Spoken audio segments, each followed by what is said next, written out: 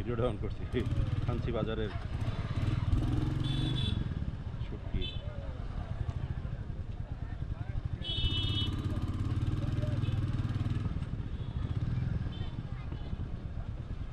থানচি বাজার।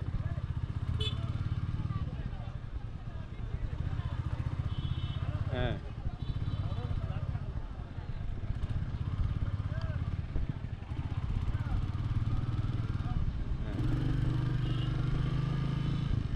বাইক আর কি খেলনা, গেমসের বাইকের মতো। গেমসে এরকম একটা ভিউ দেয় না।